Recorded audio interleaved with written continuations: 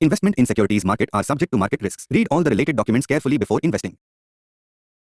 वो स्ट्रेस नहीं था कि ट्रेडिंग में मैं नुकसान कर दूंगा। स्ट्रेस ये था कि ट्रेडिंग नहीं चली तो क्या होगा। आप जो ट्रेड कर रहे थे, you are an option seller, right?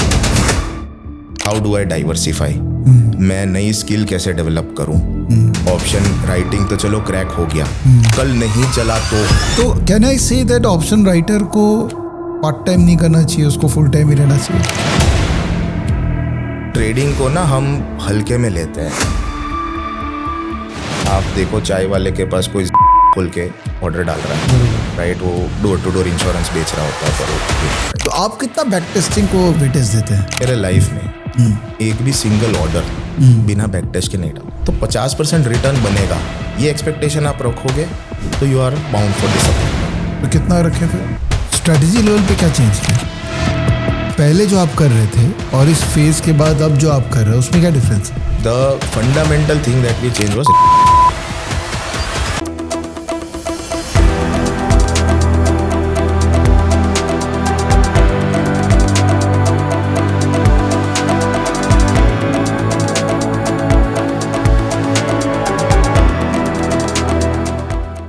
Share बाजार में ट्रेडिंग करना एक ऐसा जुनून है, एक ऐसा ऑक्यूपेशन है जो लगता है सबको करना चाहिए, है ना? मज़ा आता है, फन है, थोड़ा बहुत गेम भी है और रियलाइजेशन बहुत हो सकती है पैसे की। ये बात तो आपको कई लोगों ने कही होगी, मैं भी कहता आया हूँ कि शेयर बाजार में ट्रेडिंग करना बनता है। लेकिन शेयर बाजार में ट्रेडिंग करने की जो जर्नी है ना, वो कभी भी लीनियर नहीं होती है कि आज पैसा कमाया, कल भी कमाया, परसों भी कमाया, अगले हफ्ते भी कमाया, 5 महीने भी कमाए, 1 साल भी कमाए। ऐसे नहीं होता है ना, ऊपर नीचे होती है। जैसे एक क्रिकेटर है, क्रिकेटर की लाइफ हमेशा लीनियर नहीं चलती है, रफ पैचेस आते हैं, टफ होता है टाइम। स्पेशली जो शुरुआत में सक्सेसफुल होते हैं ना, उनके रफ पैचेस उतने ही ज़्यादा टफ होते हैं। तो शुरुआत में नॉर्मल तरीके से काम करते हैं, वो धीरे धीरे अपनी चीज़ों को बिल्ड कर सकते हैं। तो आप उसको वैसे समझिए कि एक इंटेंस क्रिकेटर या स्पोर्ट्स पर्सन की लाइफ और एक ट्रेडर की लाइफ कुछ ऐसी होती है। मुझे लगा आपके सामने एक ऐसे ट्रेडर को लाया जाए जो अपने लाइफ की अच्छी बातें तो बताएंगे बट कठोरता भी बताएंगे कि कैसे ट्रेडिंग एक ऑक्यूपेशन ने उनके लाइफ में टफ टाइम भी दिया, लेकिन उनका जो दृढ़ निश्चय था, एक कमिटमेंट था, जिसके कारण वो आज वापस से मार्केट में खड़े हो पाए। ये कोविड ट्रेडर टाइप हैं, मार्केट में आए थे, अपना हाईली पेड जॉब को छोड़ के सक्सेस देखा उन्होंने शुरू में, बड़ा मज़ा आया, स्केल अप किया। बट कुछ ऐसी तकलीफ़ें शेयर बाज़ार में आई थी, खासकर ऑप्शन ट्रेडर के जीवन में, जिसके कारण उनको भी टफ टाइम से गुजरना पड़ा। लेकिन दाद देता हूँ, what a strength he has shown in coming back. तो आज का वीडियो उनके लिए बहुत रेलिवेंट होगा जो रियल में एक ट्रेडर की जर्नी को समझना चाहते हैं। बिकॉज आना बहुत ईजी है, यहाँ पे अभिमन्यु का चक्रू भी है, आना बहुत ईजी है बट निकलना बहुत टफ है। तो अभिमन्यु नहीं कहूँगा इनको, बिकॉज इन्होंने फाइट करके अपने आप को वापस तैयार कर लिया है। बट मज़ा आएगा, इनसे बातचीत करेंगे, इनसे सीखेंगे। तो वीडियो चालू करते हैं और वेलकम करते हैं निशित हलानी जी को। नमस्कार। हाय विवेक, थैंक यू सो मच पहले तो ये प्लेटफॉर्म में इनवाइट करने के लिए, really grateful for that. It's my pleasure कि हर तरह के लोगों को मैं इनवाइट कर पाता हूँ। आपसे बातचीत हुई और आपकी जर्नी के बारे में जाना, तो लगा यार ये तो सबको बताना चाहिए ना। खाली प्रॉफिटेबल स्ट्रैटेजी ये बता के तो हम कहीं ना कहीं एक डिसोल्यूशन क्रिएट कर रहे हैं लोगों के माइंड में कि सब कुछ अच्छा ही चलता है यहाँ पे। तो स्ट्रक्चर बहुत सिंपल सा है निशित आपके बारे में। आप एक कॉरपोरेट एम्प्लॉय रहे हुए हैं, बहुत अच्छे लेवल पे रहे हुए हैं। तो थोड़ा वो जर्नी देखते हैं कि आप वो पहले क्या करते थे, फिर मार्केट में क्यों उतरे और कैसे आपका मार्केट का जर्नी रहा है। Sure. So, I belong from a family of traders. मेरे लाइफ में I am a third generation in trading, right? Father is a full-time trader and grandfather के फैमिली में भी there were full-time traders. Trader मतलब share बाजार की trader? नहीं, cotton market. Cotton के traders. But that was also a speculation business, right? We were not cotton business people. We were cotton traders. Traders, okay. Right? सो एक instinct जो बोलते हैं trading की, वो हमेशा से थी। व्हाट नॉट टू डू वाला कंपोनेंट जिसमें सालों निकल जाते हैं लोगों को फिगर आउट करने में, वो एक नेचुरल एडवांटेज था कि व्हाट नॉट टू डू वाली चीज़ें बहुत क्लियर थी। सो दो जो आपने टफ टाइम्स की बात करी, पर बड़ा नुकसान कभी नहीं हुआ। आपके कैश फ्लो इम्पैक्ट होते रहते हैं, रिटर्न्स ऊपर नीचे होते रहते हैं, बट बड़ा नुकसान नहीं लिया because all those things came from the generational knowledge जो मिली. सो एक नेचुरल एडवांटेज था. जॉब के साथ भी थोड़ा बहुत तो ऑर्डर डाल देते थे, right. 8 years I have done my job. So education wise I am a BCom graduate from Narsi Mohan, right. उसके बाद CA की पढ़ाई करी, CA फाइनल तक पहुँचे, एक ग्रुप निकाल भी दिया. दूसरे ग्रुप में एफर्ट मार रहे थे, बट अच्छी अपॉर्चुनिटी आई स्टार TV में, in a very good role, very good position. Qualified CA से ज़्यादा रिस्पॉन्सिबिलिटी थी उस जॉब में. सो उस and they were very helpful also कि उन्होंने साथ में मुझे एग्ज़ाम्स भी देने दी. तो एग्ज़ाम देना कंटिन्यू किया 2 साल, जॉब किया, एक्सपीरियंस लिया, डिड वेल. उसके बाद स्टार्टअप ज्वाइन किया ओयो रूम्स में, right, which is now called prism. And बस वो स्टार्टअप का खून चखने के बाद फिर CA करने का मन रहा नहीं, राइट, बिकॉज ऑलरेडी एक फाइनेंस डोमेन से बिजनेस डोमेन में मूव हो चुके थे. ये पूरी 6 साल ओयो में स्पेंड किए, right. My last and second last role were country head for OYO in Nepal, and उनका real estate division I was handling west and south Asia in the last role, right. So proper growth देखा from a finance executive to a country head अपने employment journey में. But like you said, COVID के time पे समय बहुत था, और बचपन से कार्टून नेटवर्क कम देखा है, मनी TV आता था तभी, और CNBC ज़्यादा देखा है, घर में वही चलता था, राइट. सो नेचुरल इंस्टिंक्ट था. सालों से ट्रेड कर भी रहे थे, कुछ सुबह ऑर्डर डाल देते थे छोटा मोटा. So never got disconnected from the markets. But covid में ऑप्शन राइटिंग के अंदर एक अपॉर्चुनिटी दिख रही थी. There was clearly inefficiency of premiums जो दिख रहे थे, जिसका एडवांटेज हमने लिया and did very well. So वहीं से हम आई थिंक जर्नी ट्रेडिंग की स्टार्ट हुई. Which is basically 2020. यस. तो आपने जॉब छोड़ दिया था? यस, जॉब छोड़ दिया था. कोविड स्टार्ट हुआ 2019 एंड में, तब से ट्रेडिंग तो कर ही रहा था. And because my last job was work from home, remote type का था. सो चालू तो कर ही दिया था. जैसे जैसे ऑप्शन राइटिंग समझ में आने लगी कि यहाँ पे अपॉर्चुनिटी है, उस पॉइंट से फिर जॉब छोड़ने का डिसीजन ले लिया. And then full time, that was the day and today is the day. Full time trader है, और कोई काम, बिजनेस, जॉब कुछ नहीं. Purely full time trader. इस पे थोड़ा समय आपके साथ बिताना है कि ये जो बहुत टफ डिसीजन है, जॉब छोड़ने का, रिजाइन करके बैठ जाना, ट्रेडिंग करने का. Lot of people have done it and lot of people wish list is to do it. उस समय माइंड को कैसे प्रिपेयर करते हैं, या ऑब्जेक्टिवली रेवेन्यू वर्सेस कॉस्ट को कैलकुलेट करते हैं? नो. सो मैं अपने बारे में बता सकता हूँ. आप यूट्यूब पे देखेंगे बहुत सारी थियरीज फ्लोट होती है इसके बारे में भी, बट मैं अपने बारे में बता सकता हूँ कि what was my mindset, right. And from paying the bills perspective मैंने क्या सोचा था, ठीक है. सो जब मैंने जॉब छोड़ने का डिसीजन लिया, तो जैसे मैंने बोला कि लॉस नहीं होगा, so I am not going to burn my capital in trading. वो बहुत ही क्लियर था कि वो पर डे का लॉस, पर वीक का लॉस, वो चीज़ें हमेशा कैलकुलेटेड थी. Even when I was a novice trader, and being a system trader, discipline वाला एस्पेक्ट वाज नेचुरली देयर पहले से. सो वो स्ट्रेस नहीं था कि ट्रेडिंग में मैं नुकसान कर दूंगा. स्ट्रेस ये था कि ट्रेडिंग नहीं चली तो क्या होगा, right.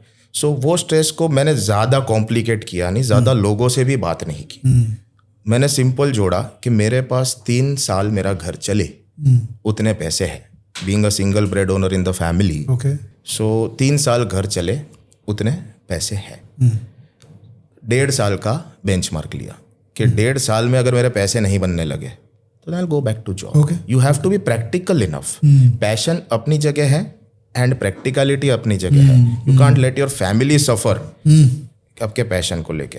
With God's grace, again luck also plays a bit of a role, right, के 9 to 12 months में things started going very well. नुकसान तो जैसे मैंने बोला बड़ा था ही नहीं. It was about scaling the capital and making more money out of it. Right? Correct. It was always about that. Correct. Right? तो उस हिसाब से हमने स्केल अप किया ओके, तो धीरे मंथली जो भी हमारा खर्चा है मल्टीप्लाइड बाय 3 इयर्स का 3 years वो मेरा था, but people say that is also risky हाँ बिकॉज ट्रेडिंग में जो अब समझ में आ रही है, क्योंकि हमने साइकिल्स देख ली अब 6 साल में, हाँ मार्केट स्ट्रक्चर चेंज होते हुए देख लिया, रेगुलेशंस चेंज होते हुए देख लिए, तो 3 years अभी आप देखोगे तो एक्चुअली ज़्यादा टाइम लगना चाहिए. That was slightly risky, but that was my mindset, because going to a job is always an option, right. तो थोड़ा ज़्यादा लिमिट्स पुश कर सकते हो. तो उस टाइम पे थोड़ी सी edge was also on our side, right. Family थी, बट स्टिल. एंड फैमिली में I mean you were the only earning member. Yes, generally क्या होता है आजकल स्पाउस भी काम करती है, एग्जैक्टली, तो डिसीजन लेना थोड़ा सा और इजियर हो जाता the stress level is even higher, है.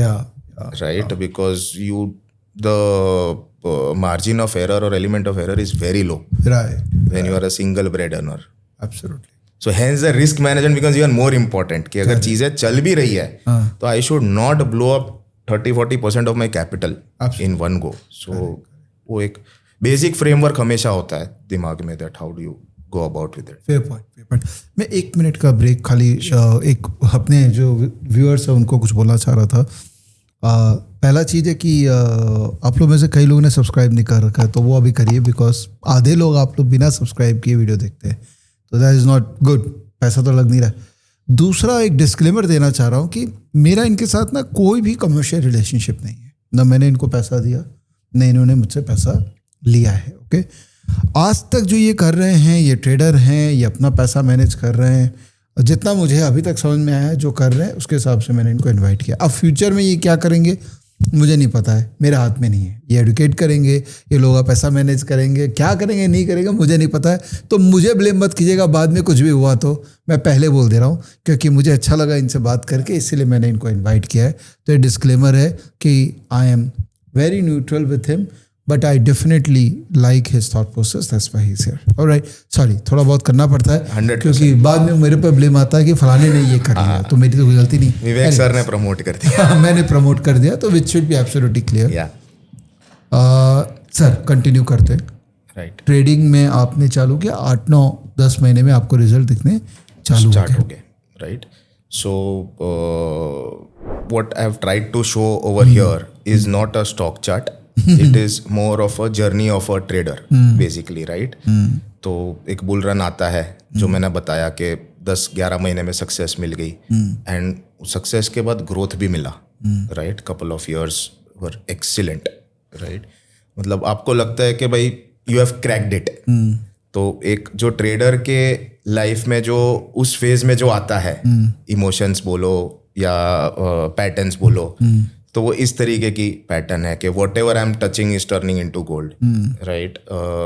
हर स्ट्रेटेजी काम कर रही है, हर बैक टेस्ट रिजल्ट के हिसाब से आपको रिजल्ट मिल रहा है. एक ओवर कॉन्फिडेंस आ जाता है.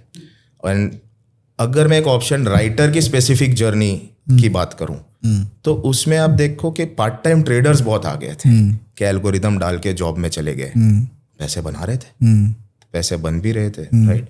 लेवरेज लोग ले रहे थे, बिल्कुल अनशन, there was extreme leverage in the market, right. Backtest, आपको लगता है आपने कुछ बैक टेस्ट कर लिया तो बस तब तो पैसा बन जाएगा. मुझे तो बस स्ट्रेटेजी ढूंढ के बैक टेस्ट कर लेनी है एक बार, तो मतलब मार्केट क्रैक हो गया, राइट. और इस सारे एक ओवर कॉन्फिडेंस, एक एग्रेशन, एक मोशन में आप इतने हैवी इसमें होते हो एनर्जी में, दैट आप ज़्यादा इंपॉर्टेंट चीज़ें जो मार्केट को चाहिए, जो मार्केट के लिए क्वालिफाई करने को चाहिए, वो भूल जाते हो. That how do I diversify, मैं नई स्किल कैसे डेवलप करूं. ऑप्शन राइटिंग तो चलो क्रैक हो गया, कल नहीं चला तो वो थॉट ही नहीं आता है उस टाइम पे.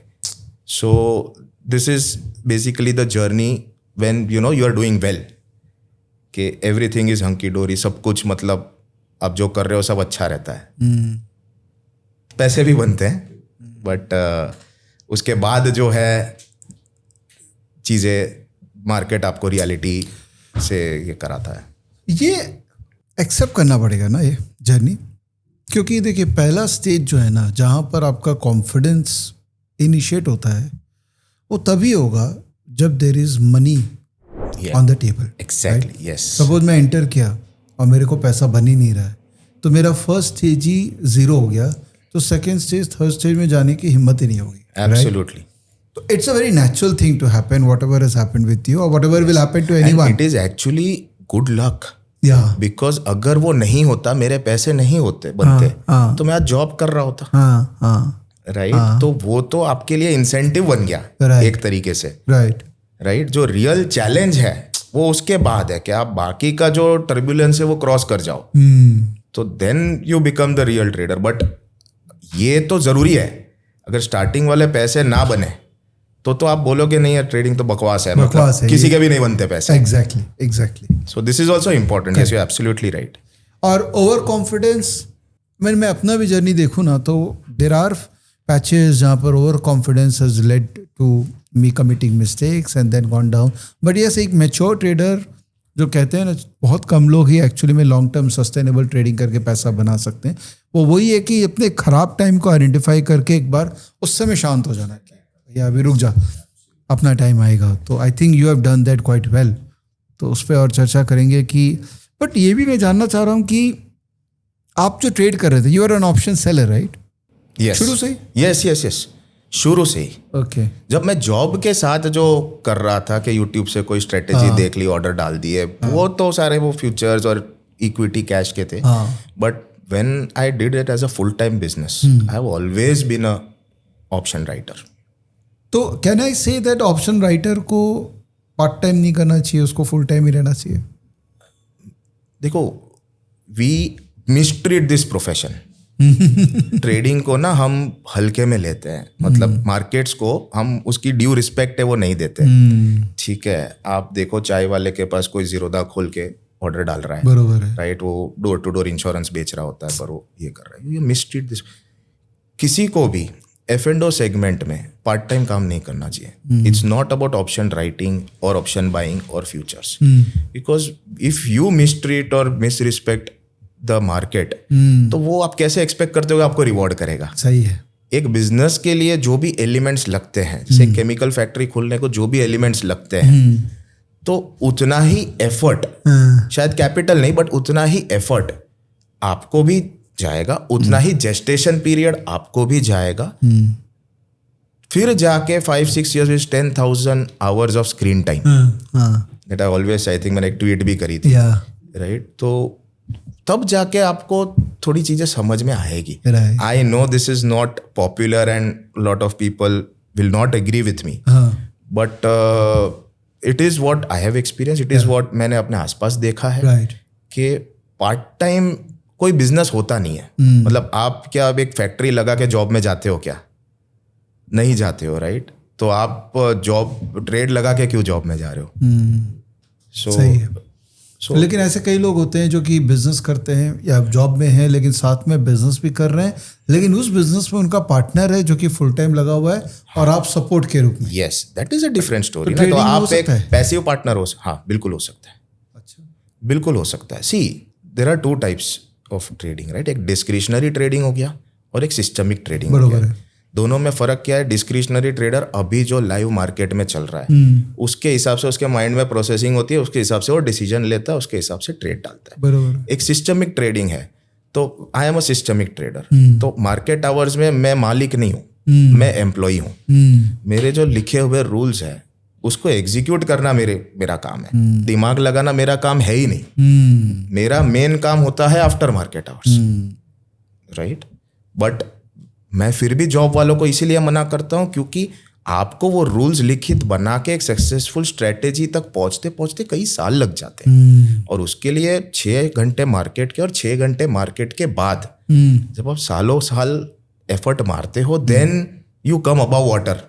पैसे बनाना तो फिर भी दूर है, नुकसान होना तब बंद होता है, right? So with a partner, if he is a discretionary trader, तो आपने ट्रस्ट करके उसको पैसे दे दिए कि भाई तेरा दिमाग अच्छा चलता है तो मैनेज कर, ठीक है? And if is a system trader तो कोई प्रॉब्लम ही नहीं. Then you are an investor, then you are not a partner. सही है.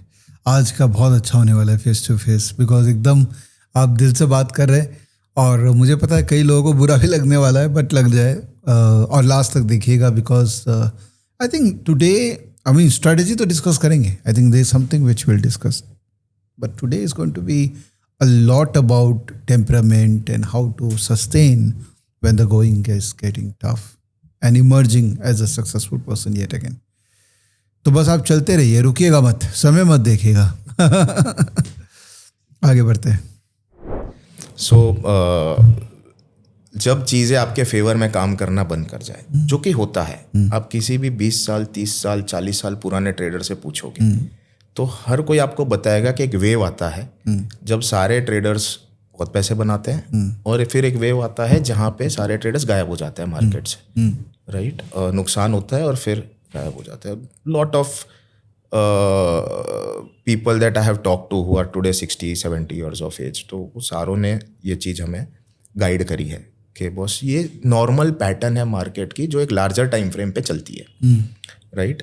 सो जब एक ऑप्शन राइटर के पर्सपेक्टिव से जर्नी बोलूँ तो पहले तो आपका रिटर्न्स धीरे धीरे कम होने लगता है, which is the cash flow start to dry up, right. फिर आप नई चीज़ें बैक टेस्ट करते हो, उसी को रिपेयर करने में लग जाते हो. बैक टेस्ट कर लिया बट आपने वो डिप्लॉय किया तो वो भी नहीं चल रहा है, फिर तो बैक टेस्ट चलना बंद कर देते हैं, राइट. हम सोचते थे हेज, जो बोलते हैं ना, hedge is the ultimate edge, right. तो hedges and stop losses are not 100% effective, right. We discussed about the 18th April example, right. उसको हम थोड़ा डिटेल में भी करेंगे डिस्कस, राइट.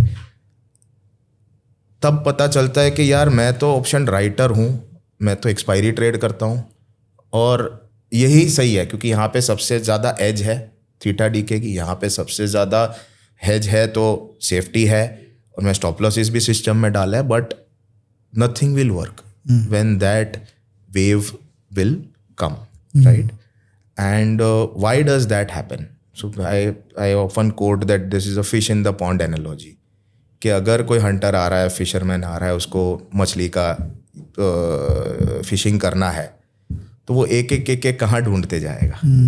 तो पहले तो सारी एक जगह जमा होती है और then it is easier for him to hunt. This is exactly what happened on 18th April 2024, right.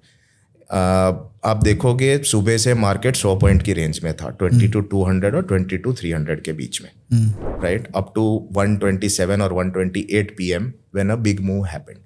वो बिग मूव एक्चुअली अभी हम चार्ट पे देखें वो इतना बड़ा बिग मूव था भी नहीं वो, ठीक है, but the intensity at which the option price is moved due to whatever reason, right, तो that led to a ripple effect of for the traders, right. कि आपके स्टॉप लॉसेस किसी के चोक हो गए, किसी के नहीं गए, किसी की हेज कट गई बट सेल पोजीशन ओपन रह गई. सेल लेट कटा, जब तक हेज काटा तो हेज वापस 50 रुपये नीचे आ गए तो आपको हेज का एडवांटेज नहीं मिला.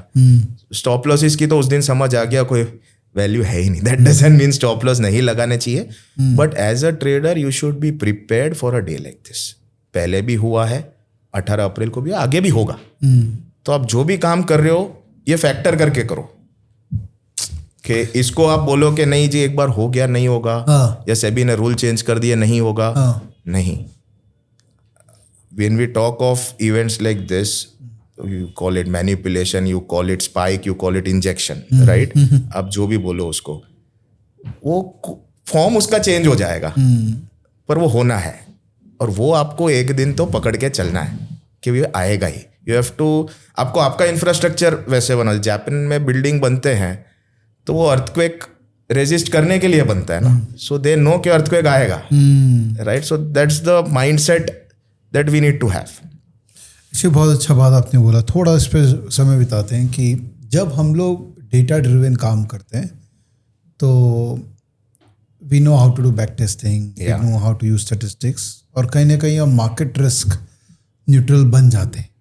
करेक्ट. वो हमारा अगर स्ट्रैटेजी में मार्केट रिस्क न्यूट्रल बनना है तो माइंड में ही वो सोचते कि ये तो होगा ही नहीं. हाँ, लेकिन हम एक चीज को वेटेज नहीं देते हैं, वो है operational risk. Exact, right.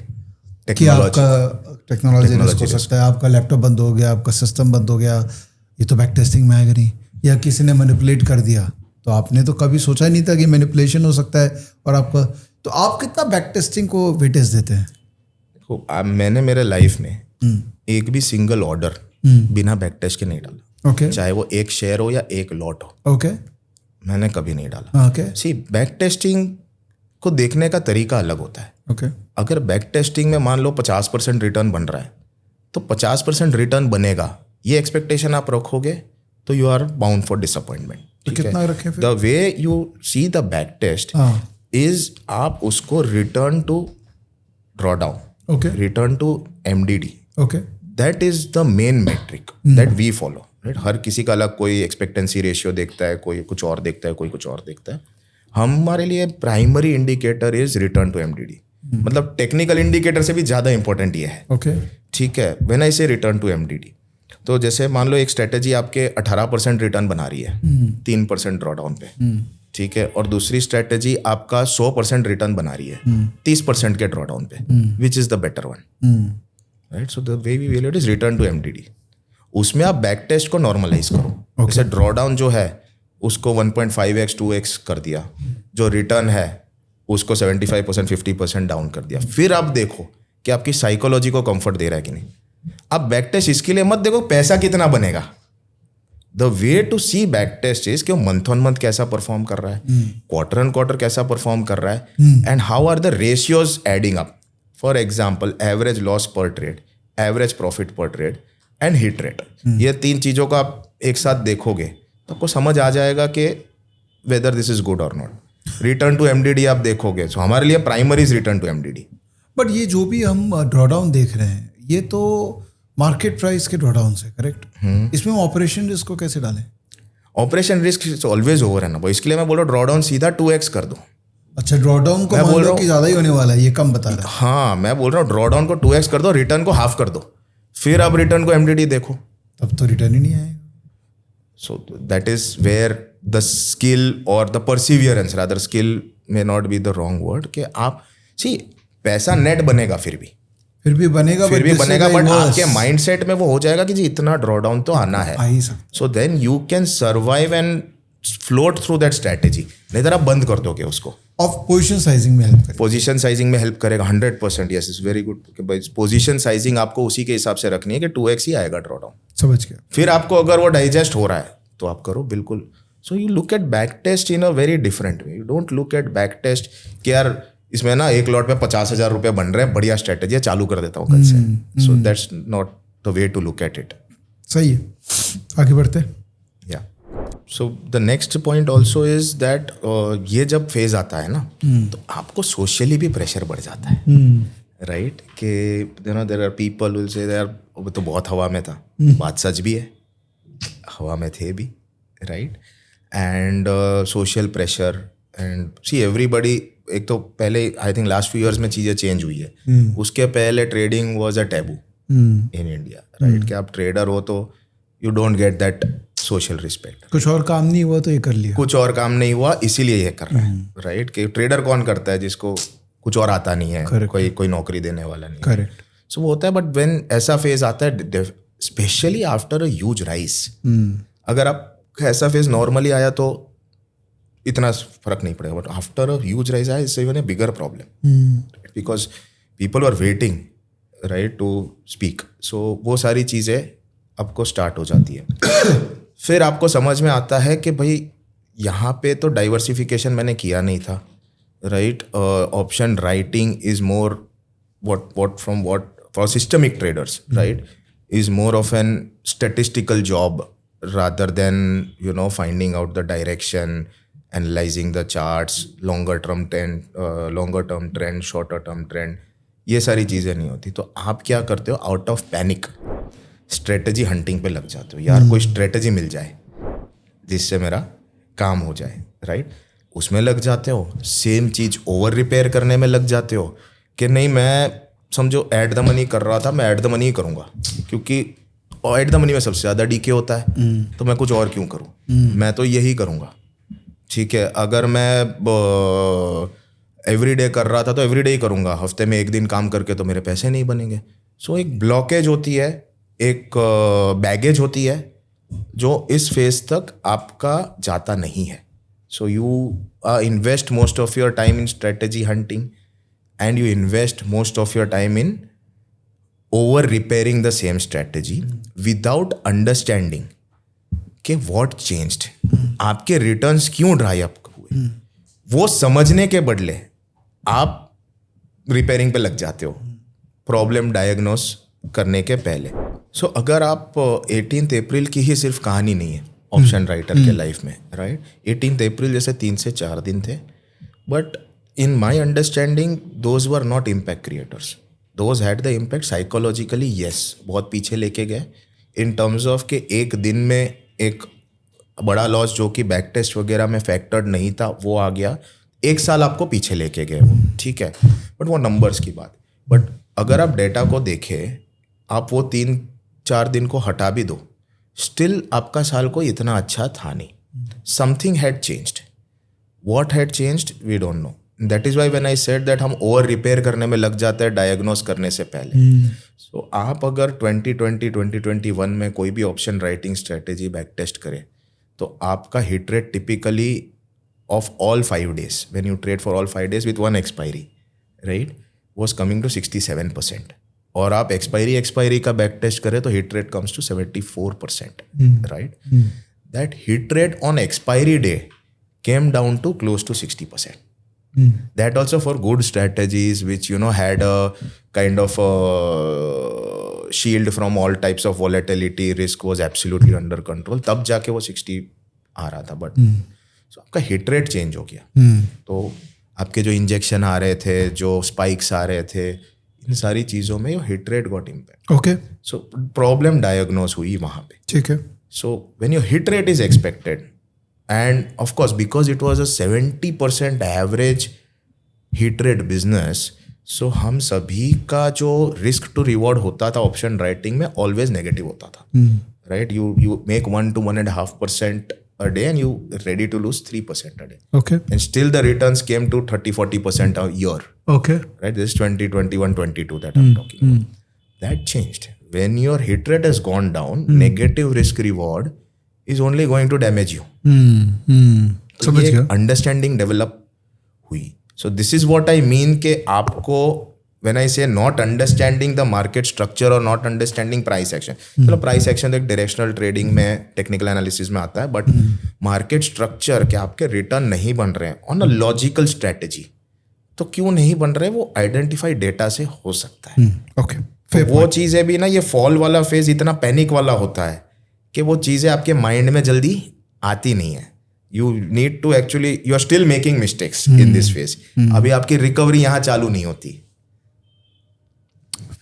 It's very very logical.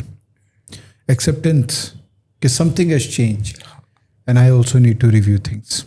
That is important. Going back and identifying rather than कि स्ट्रेटेजी ढूंढूं, इसको ना मैं 50% स्टॉप लॉस के बदले 25% स्टॉप लॉस कर दूं. पहले आप समझ लो कि चेंज क्या हुआ है मार्केट में. और ये स्ट्रक्चरल चेंज भी, like I said, when you talk to the legacy guys, they will tell you कि भाई ये तो होते ही रहता है. आप ऐसे नहीं बोल सकते कि आपकी स्ट्रेटेजी बन गई तो हो गया. आज जो मैं काम कर रहा हूँ, आई एम प्रॉफिटेबल और पैसे अच्छे भी बन रहे हैं, तो वो नहीं चलेगा शायद 2 साल बाद. But now I have the mind set, now I am equipped enough to know that मुझे कैसे उसको इवॉल्व करना है. Fair point. जो कि फर्स्ट फेज में नहीं होता है. आगे बढ़ते हैं. या सो when you are through this phase, there's negativity all around. Your cash flows are negative, your social thing is negative, right. आपकी बैक टेस्ट काम नहीं कर रही है, आप स्ट्रेटेजी हंटिंग कर रहे हो, इधर उधर हाथ पैर मार रहे हो. But what leads out from all of this is basically what I say is कर्मण्येवाधिकारस्ते मा फलेषु कदाचन, which means that एक चीज है आपके कंट्रोल में, एफर्ट मारना. बाकी चाहे कुछ भी ना हो, एफर्ट मारना आपके कंट्रोल में है. तो वो चीज जब तक आप नहीं छोड़ोगे तब तक your probabilities, your odds will keep turning in your favour. तो आप बोलो कि नहीं यार नहीं हो रहा, फैमिली प्रेशर है, सोशल प्रेशर है, लोग दोस्त बोल रहे हैं कि भाई तेरी इतनी अच्छी नौकरी थी, यार ये तो तू बेवकूफ़ी कर रहा है, 1 साल से कमाई नहीं है, 1.5 साल से कमाई नहीं है, what are you doing. But कर्मण्येवाधिकारस्ते मा फलेषु कदाचन, आई थिंक एफर्ट आपसे कोई नहीं छीन सकता. आपकी रिस्पेक्ट छीन सकता है, आपकी डिग्निटी छीन सकता है, पैसे मार्केट आपसे छीन सकता है, पर एफर्ट तो आप ही की है. तो that is something that you Perseverance बोल दो, एफर्ट बोल दो, तो वो चीज़ अगर है ना तो कोई रोक भी नहीं सकता आपको. फिर बरोबर है. डिले होगा, चीज़ें स्लो चलेगी, but you can not be defeated totally till the time you don't lose. मन से जब तक नहीं हारोगे तब तक you won't be able. So then rebuild का एक फेज आता है, ओके राइट, जहाँ हम बोलते हैं we go back to the drawing board. Okay. जैसे मैंने अभी डेटा की बात करी आपको कि what changed, actually that was part of this particular phase, कि आपको थोड़ा सा स्टेप बैक करो. We stop trading for 6 months. हमने 6 months सिर्फ ड्राइंग बोर्ड पे काम किया कि बॉस क्या चेंज हुआ है यार. वो बाकी मार्केट में हमें पता था 70% ऑप्शन राइटर नहीं बना रहे पैसे, देयर वर 30% जो बना भी रहे थे, but there was no point going and talking to them because I don't believe in borrowing और लोनिंग आउट स्ट्रैटेजीज, राइट, क्योंकि हर इंसान की अलग स्टाइल होती है, हर इंसान का एक अलग माइंडसेट होता है मनी मैनेजमेंट को लेके. जैसे I can not tolerate 30% draw down, that's not me. तो आप मुझे बोलो 500% बनेगा, मैं नहीं करूँगा, कि मुझे पता है 20-25% में डामाडोल होने लगेगी चीज़ें. So I would rather have draw down in control and ensure that how we can capitalize and build up on that, right? So वो सारी चीज़ें आप फिगर आउट करते हो. जो मैंने हिट रेट का आपको एग्जांपल बोला, this is all discovered during the break of the 6 months कि भाई ये चीज़ें चेंज हुई है. तो अब आप नेगेटिव रिस्क रिवॉर्ड पे काम नहीं कर सकते हो. अब आपको रिस्क रिवॉर्ड या इक्वल रखना पड़ेगा या फेवरेबल रखना पड़ेगा.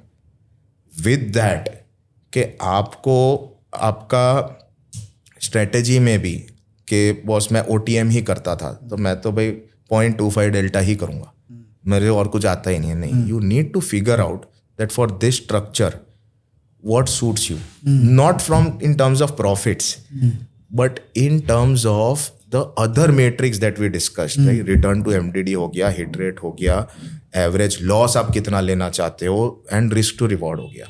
So when you see all of these things, आपको स्ट्रेटेजी इनके हिसाब से बनानी है. लोग बोलते हैं कि आपके स्ट्रेटेजी से मैट्रिक्स निकलते हैं. मैं पहले मैट्रिक्स फिक्स करता हूँ, फिर accordingly I try to work on the strategy. Because metrics अगर मेरे कंट्रोल में नहीं है तो स्ट्रेटेजी मैं कंटिन्यू ही नहीं करूंगा, it will be discarded sooner और लेटर. तो आप ये जो फेज है इसमें आपने स्ट्रेटेजी लेवल पे क्या चेंज किया? पहले जो आप कर रहे थे और इस फेज के बाद अब जो आप कर रहे हो उसमें क्या डिफरेंस है? The fundamental thing that we change was risk to reward. Risk to reward. अच्छा, क्योंकि आपका हिट रेट डाउन गया है तो अब नेगेटिव रिस्क टू रिवॉर्ड पे तो काम ही नहीं कर सकते. It's mathematics, right? ओके. तो that is why we then said that हमको रिस्क टू रिवॉर्ड इंप्रूव करना है, फिर उसके हिसाब से फिर स्ट्रेटेजी बनती है.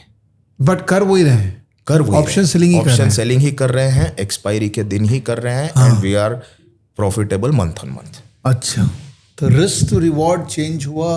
पहले एग्रेसिव था. आप किसी भी ऑप्शन राइटर को पूछो, at least lot of them that I know, 2021 में क्या हुआ करता था, risk to reward was negative.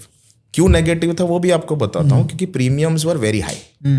तो वो दिन का 1-1.5% ऑन कैपिटल डीके भी कर जाते थे. तो दिन का 1-1.5 जो आज नहीं बनता, 1-1.5% बन भी जाता था. एंड जब जाता था when you're stop, because the premiums are high, so percentages are generally on legs, on total premium, on combined premium. कोई भी आप स्ट्रेटेजी ले लो तो वो लॉस भी ज़्यादा होता था. सो 1.5% का रिटर्न में आप 3% लूज करने रेडी थे. वो 3% नो डाउट आता था क्वार्टर में एक बार, correct, but it was a negative risk reward. But आप वही मॉडलिटी पे काम कर रहे थे. When the structure changed, that is why the return stopped coming in. Correct. तो अभी ROI कम हुआ होगा? यस. सो ROI कम होने के मल्टीपल रीजंस हैं. One is reduction in expiries. पहले 5 एक्सपायरी होती थी, अब 2 है. Second is VIX was almost near all time low. ठीक है, almost better part of the year, right? I don't think we have seen 13-14 VIX in the last year. And the margins have increased, I think, more than 2x. Okay. on expiry day versus what used to be in 2021 2022. So वो actually margin वाला तो consistently हुआ है. पहले आप देखोगे तो Zerodha used to give 4x leverage on option writing. This I'm talking of 2020. फिर then across the board, and Angel again some other brokers used to give slightly higher leverage also because there was no regulation around that. फिर उसके around regulation आ गया, फिर 4x पे सारे standard हो गए, फिर 2.5x पे हुए, फिर 2x पे हुए, and slowly now. So if I compare from that time it has gone more than 3 times. But अगर रिसेंटली लास्ट 2 साल की बात करें तो ऑलमोस्ट डबल हो गया है मार्जिन.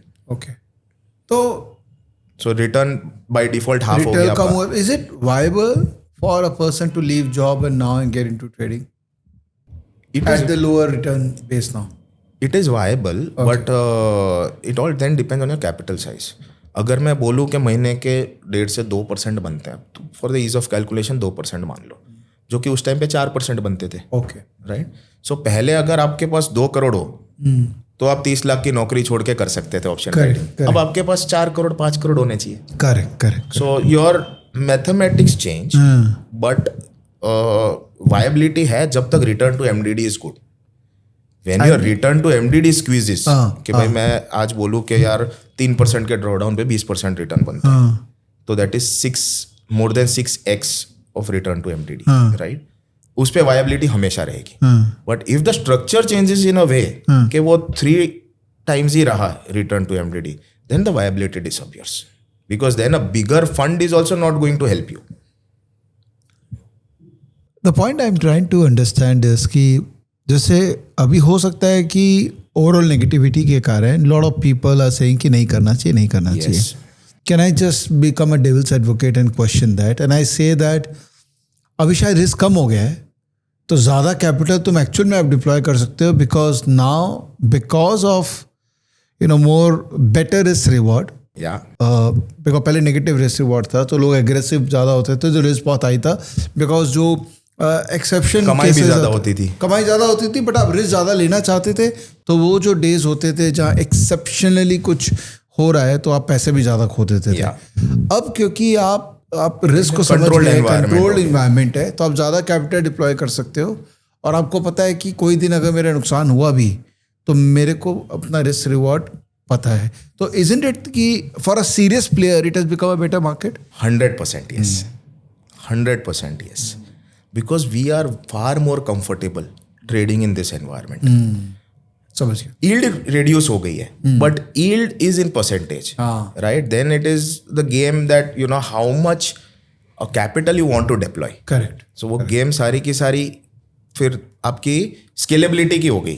Correct. But आपका जो stress था of losing more on a particular day or in a particular week, that has gone away. I'll quote it in numbers also.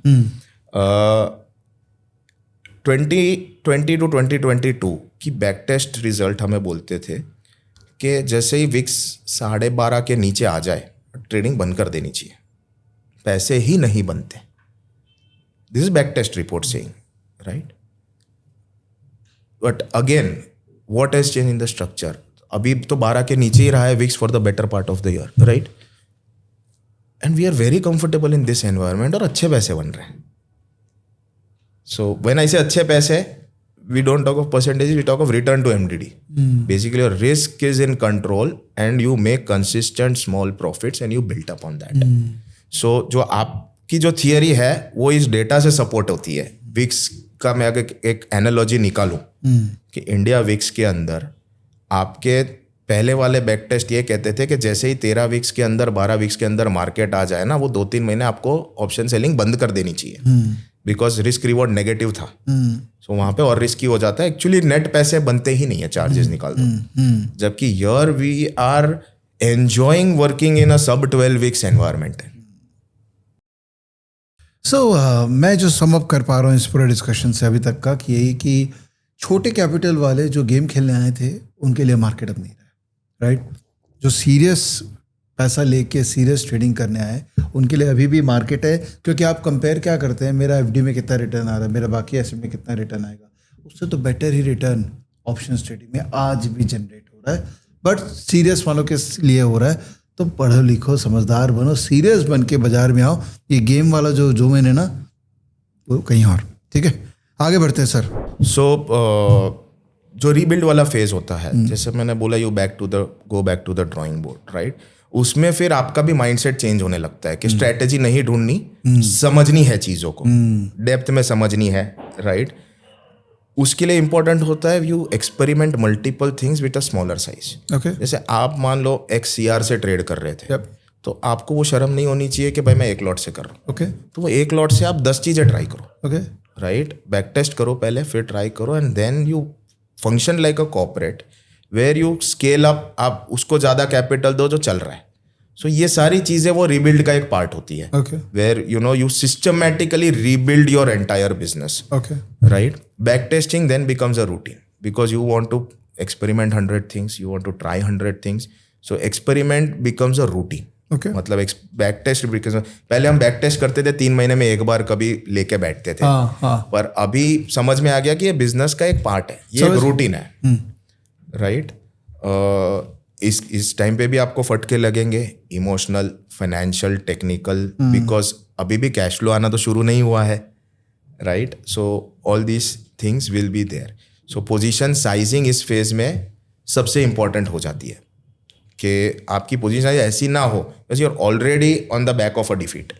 वहां से फिर आप वापस बड़े पोजीशन से करोगे तो then you will be totally out. तो यहाँ पे खुद का प्रोटेक्शन करना, you to protect your own mind, protect your own capital.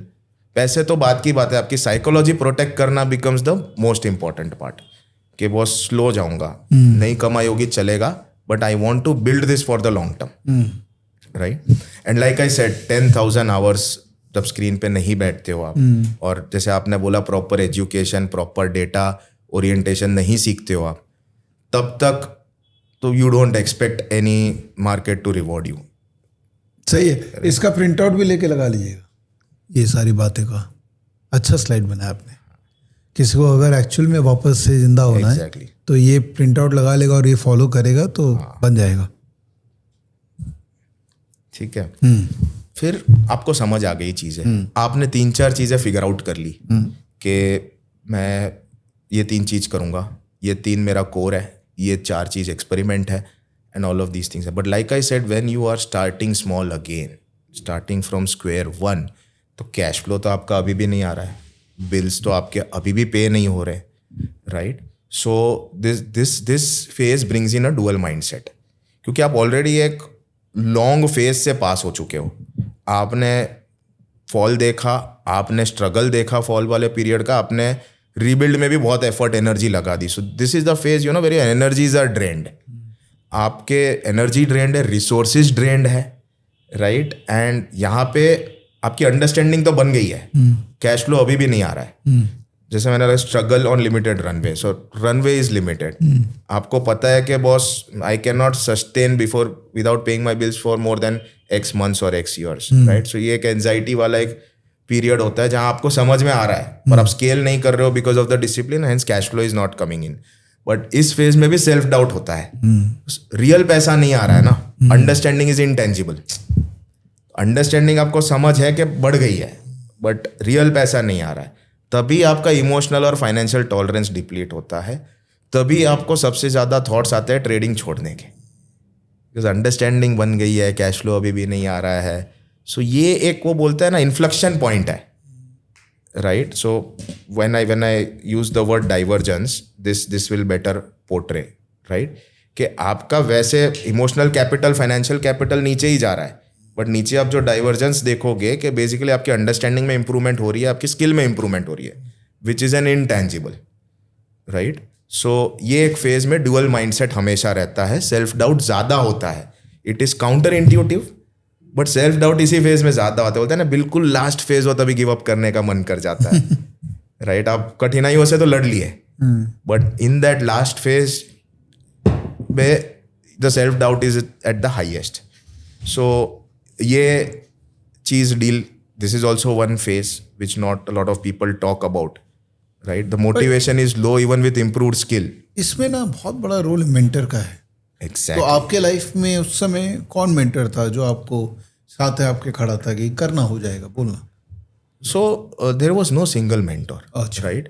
सो जैसे for example my friends who are trying to make it in trading, जैसे बोला जॉब कर रहे हैं, गेम खेल रहे हैं बटन दबा के, तो उनसे मैं डिस्कस करूँ, यार 6 महीने का रनवे है, क्या करूँ यार, छोड़। बोलते तू छोड़ेगा तो हम जैसों का क्या होगा, तू तो इतना एफर्ट मार रहा है, इतना बैकटेज लगा हुआ रहता है पूरे दिन, so if you leave how can you leave, you are someone that we all of us look up to.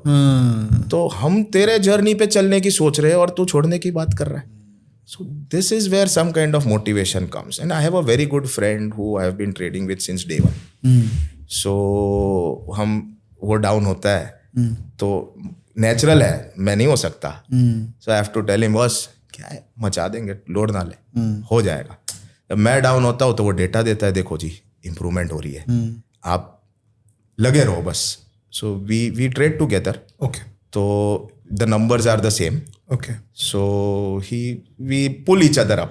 समझ गया। राइट। सो मैं उसको कभी डेटा चिपका देता हूँ कि तू कैसी बात कर रहा है, धंधा तो बढ़िया चल रहा है।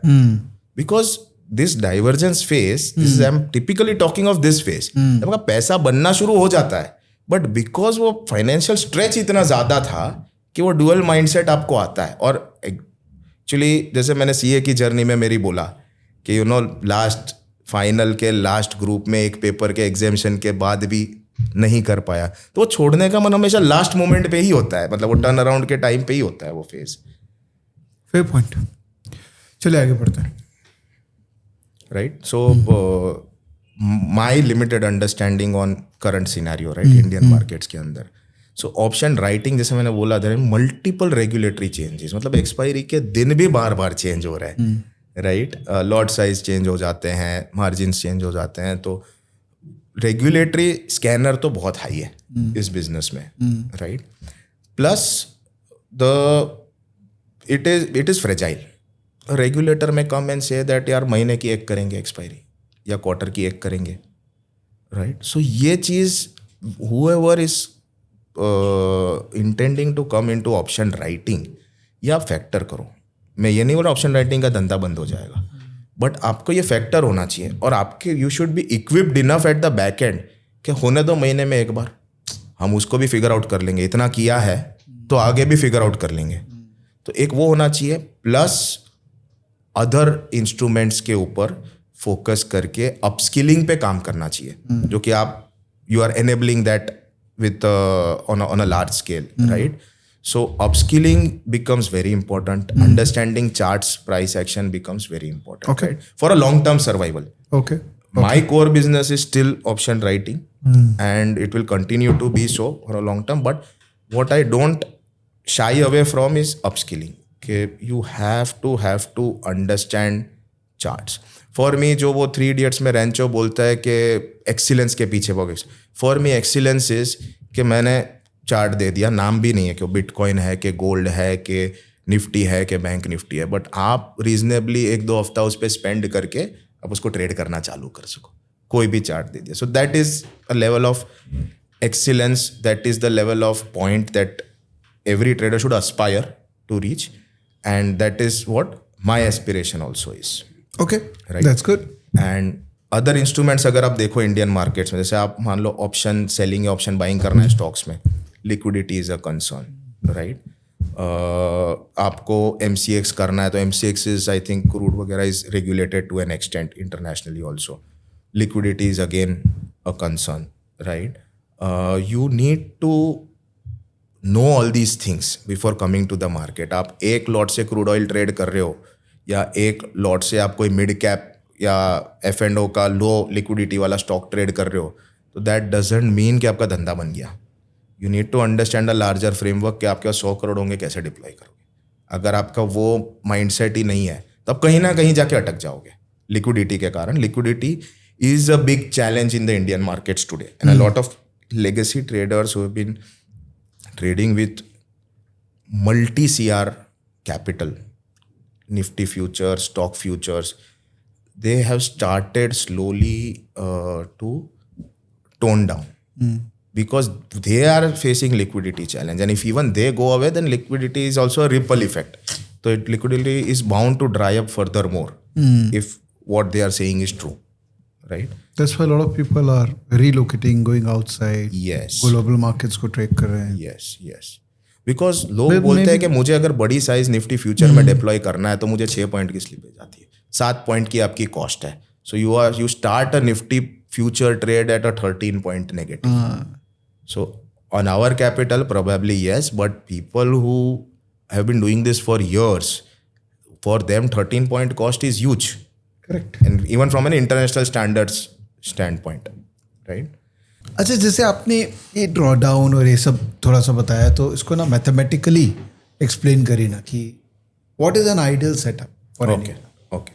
So, I have tried to create 3 kind of scenarios, right?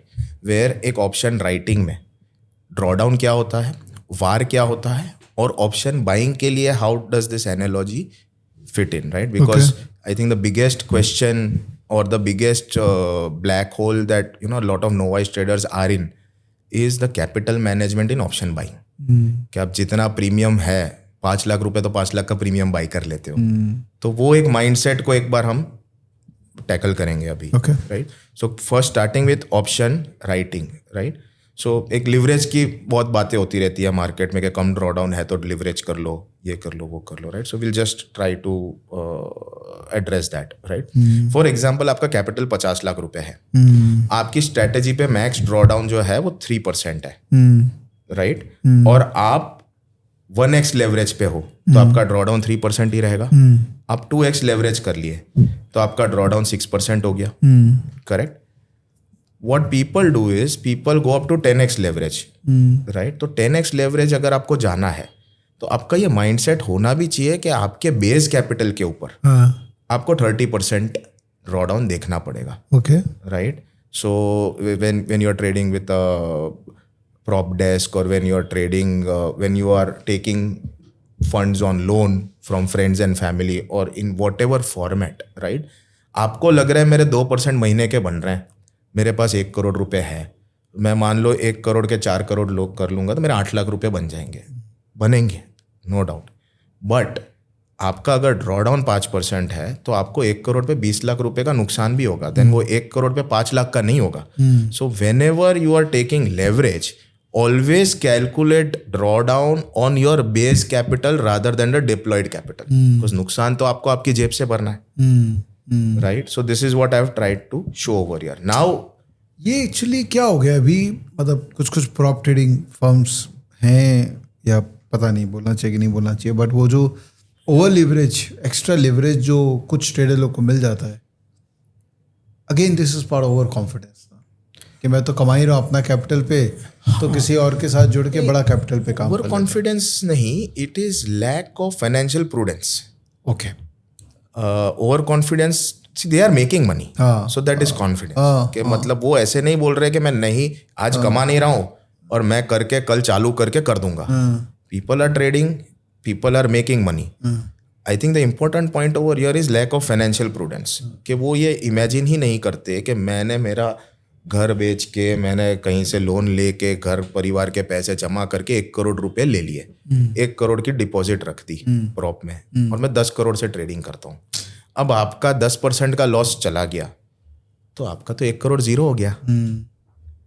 तो द ओवर कॉन्फिडेंस इज कि ये तो होगा ही नहीं, द ओवर कॉन्फिडेंस ये होगा ही नहीं, मतलब ऐसे थोड़ी जाएंगे 10%, जाते हैं. So one has to be financially prudent. करना है जो करना है करो. But be mindful of the level of risk you are taking. Yes, and the risk should suit you personally. Vivek sir ने बोला कि वो 30% ड्रॉ डाउन लेते हैं तो निश्चित भी 30% लेगा. नहीं, मेरे को 30% नहीं सूट करता. So you should know. वही जो 5-6 साल जो 10,000 आवर्स की बात हम बार बार करते रहते हैं, you will understand things about your self कि वॉट सूट्स यू, राइट? अभी this left hand side slide is also deceiving, right? Because आपका एक्चुअल रिस्क जो है वो ड्रॉ डाउन है ही नहीं. आपका एक्चुअल रिस्क तो वार है. जैसे आपने बोला अर्थक्वेक आ गया, सिस्टम बंद हो गई, ब्रोकर शट डाउन हो गया, कुछ भी हुआ, आपकी पोजीशंस खड़ी है, तो what is your max risk? Stop loss तो जाने नहीं है. Your max risk is how far your hedges are, which is value at risk, which is what it call as VaR, right? तो आपको जो डिसीजन लेना है of leverage has to happen on VaR, never on draw down. ये दोनों same slide है, पर अब फर्क देखो इसमें कितना है. तो मैं अगर लेफ्ट हैंड साइड की स्लाइड देख के डिसीजन ले लूंगा तो मैं बोलूंगा ओके जी, मैं I am okay 15% draw down, so I will go for 5x leverage. But उसमें आपका एक्चुअल लॉस जो हो सकता है वो 50% हो सकता है, because your value at risk is high in a black swan event. कैसे कैलकुलेट होता है? So I will tell you. 50 lakh आपका कैपिटल है, आपकी हेज इज अप्रोक्सीमेटली निफ्टी के अंदर 250 से 300 पॉइंट दूर है. रफली दैट ट्रांसलेट्स इनटू 10% वार. ठीक है, it's different for people depending on how far your नजदीक आपकी हेज है. बट मैं एक रफ एग्जांपल दे रहा हूँ कि आपकी 250 पॉइंट पे 10% का वार बनता है, राइट? आपने वो 10% का वार है वो आपको पता है, राइट? आपका डिप्लॉयड कैपिटल 1 करोड़ है. तो जब आप 2x लेवरेज भी करते हो on a black swan day, or not even a black swan day, 18th April was not a black swan day, it was a normal day, right? You tend to lose 10% on the deployed capital, but आप 2x leverage पे हो तो आपके capital पे वो 20% का नुकसान हो गया. आपने 10x leverage कर ली तो आपका कैपिटल 0 हो जाएगा. and there are people who are providing 10x leverage even today. so करो ट्रेडिंग 10x पे भी करो, but that percentage of VAR should be on your net worth rather than on deployed capital. आप 10% का VAR मान के चलोगे तो कोई मतलब ही नहीं है. समझ गया. So there's lot of people ask me, my own friends, कि यार ऑप्शन बाइंग में रिस्क मैनेजमेंट कैसे करें, right? So I have tried to draw down some rules for that, right? कि फॉर लॉट साइज निफ्टी की 75 पकड़ी हुई है, राइट? आपका साल भर में प्रॉफिट 2000 पॉइंट का होता है ऑप्शन बाइंग में. एक बॉल पार्क फिगर मान लो, ठीक है? तो वो रुपी टर्म्स में 1.5 लाख रुपए हो गया, okay, right? Max loss per day आपका 100 पॉइंट तक हो सकता है, मान लो. तो वो 100 पॉइंट कर दिया आपने, तो पर डे INR में 7,500 रुपये हो गया. मैक्स ड्रॉ डाउन जो आपका बैक टेस्ट में और प्रीवियस ट्रेडिंग एक्सपीरियंस में 400 रुपये आता है, 400 पॉइंट, तो वो 30,000 रुपये हो गया. Now we reverse calculate this. तो ऊपर वाला जो कॉलम है एक्सपेक्टेड DD वाला, सो मैं वो पहले डिसाइड करूंगा कि मेरे को एक्सपेक्टेड DD परसेंटेज में क्या चाहिए ऑन माई कैपिटल. तो मैंने बोल दिया मुझे 10% चाहिए, तो 30,000 के DD पे डिराइव्ड कैपिटल हो जाता है 3 लाख रुपए. ओके. इसका मतलब ये है कि मैं जब तक मेरे पास 3 लाख रुपए नहीं होंगे मैं एक लॉट भी ट्रेड नहीं कर सकता. ओके. मुझे 3 लाख रुपए पे ही एक लॉट ट्रेड करना है, ओके, राइट? और मुझे 2 लॉट ट्रेड करना है तो मेरे 6 लाख रुपए होने चाहिए मेरा capital, okay, right? It's reverse calculation. Okay. अगर मैं 3 लाख रुपए डिराइव्ड कैपिटल मान लूं तो 2000 पॉइंट का प्रॉफिट, 1.5 लाख रुपए का प्रॉफिट कितना होता है? That is 50% ROI, right? With a max loss per day of 2.5%. ठीक है. सो ऑप्शन बाइंग में you always reverse calculate. First you ask your self that what is the DD I am comfortable with. If I am comfortable with 10% DD तो मेरा capital 3 lakh होगा एक lot पे, जो कि सेलिंग में भी नहीं होता, because the strategy is different, the modus operandi is different, the drawdown is different, everything is different, right? It's a high risk high reward game option buying के अंदर. करेक्ट. सिमिलरली आप बोलो कि यार मैं तो 20% DD से कंफर्टेबल हूँ क्योंकि ये हाई रिस्क हाई रिवॉर्ड है. So that also translates to 1.5 lakh per lot, right? And so on and so forth कि what is the drawdown that you are comfortable with, correct? And the max loss per day also increases. So that also you need to check in your mind that boss एक दिन में मैं कितना red देख सकता हूँ, correct? अगर आप इस वाले एक एग्जाम्पल में भी रिटर्न टू MDD देखोगे, सो दैट इज ऑल्सो 1:5, राइट? 400 points draw down for a 2000 points profit, right? So for us the most important metric is return to MDD. If this was 600 point drawdown and 1800 point of profit, then we would have reconsidered whether these metrics are good or not. So ये example में भी आपको बता दिया what I was talking of on the return to MDD part. Interesting. So सोच option buyer की बहुत different है. ऑप्शन सेलर अलग तरीके से सोचता है. Yes. नहीं, option buyer actually the biggest problem is option buyer. ऐसे अगर मैं कोई ऑप्शन बायर को बोलूँगा अभी भी, सो मुझे गाली देगा, बोला एक लॉट के लिए 3 लाख होने चाहिए, 15,000 भी नहीं लगते एक लॉट ट्रेड करने के लिए ऑप्शन बाइंग में.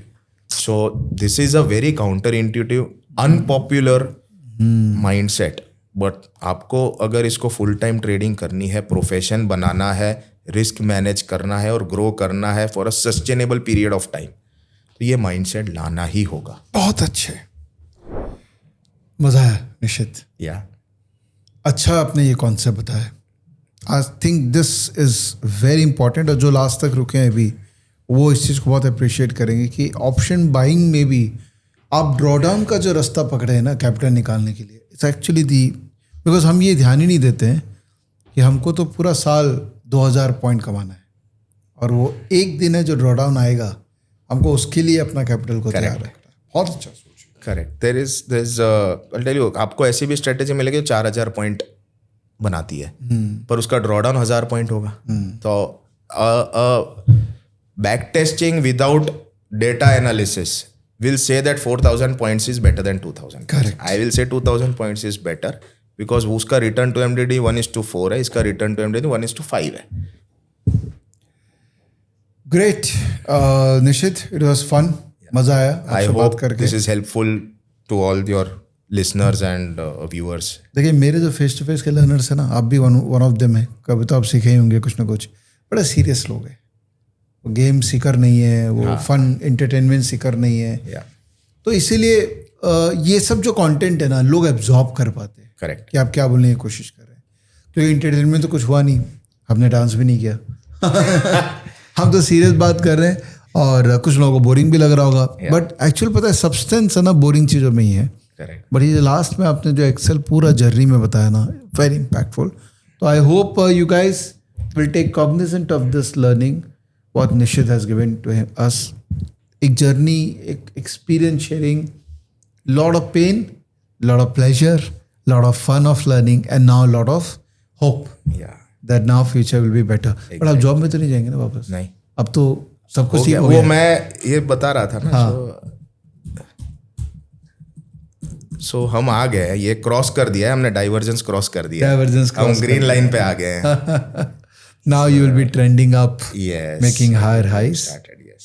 You're mature enough to understand where things can go wrong. and cycles, सारी साइकिल्स मार्केट की समझना जरूरी है एक जर्नी के अंदर, and now we know how to tackle a situation whenever if ever it comes. Perfect.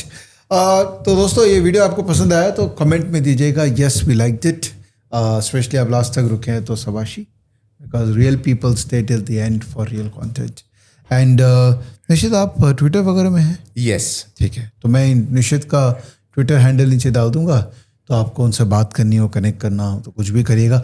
ये मत बोलेगा कि आप हमको सिखा दीजिए, कोर्स लॉन्च कर दीजिए, मेरा पैसा मैनेज कर दीजिए। देखिए काम तो आप ही लोग ये पुश करते हैं लोगों को, और फिर कोई चालू कर देगा, फिर आप बोलेंगे ये एक और एडुकेटर तुमने तैयार कर दिया। Do not do that, because Nishit obviously is ready to help you, I am sure, with his experience sharing. को ट्विटर पे फॉलो कीजिए, ऐसे ही पोस्ट करते रहते हैं आप। यस। मेरे को निशित पूछा था आपको पता कैसे चला मेरे बारे में, हाँ, तो पता लग जाता है। जो जेन्युइन अच्छे लोग होते हैं उनको हम ढूंढते रहते हैं और कोशिश करते हैं कि उनका सही नॉलेज और विजडम आप तक पहुंचाएं। कई बार जर्नी में इक्का दुक्का मिस्टेक भी हो जाए तो उसको माफ़ कर दिएगा। 307 308 इंटरव्यूज़ लिए भाई, 2-4 गलत भी हो गए तो उस पर कोई बहुत बड़ी बात नहीं है।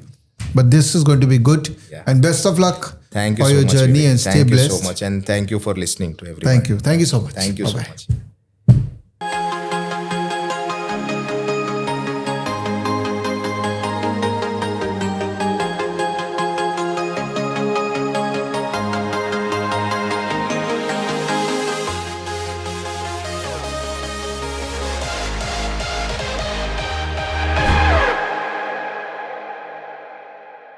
Investment in securities market are subject to market risks. Read all the related documents carefully before investing.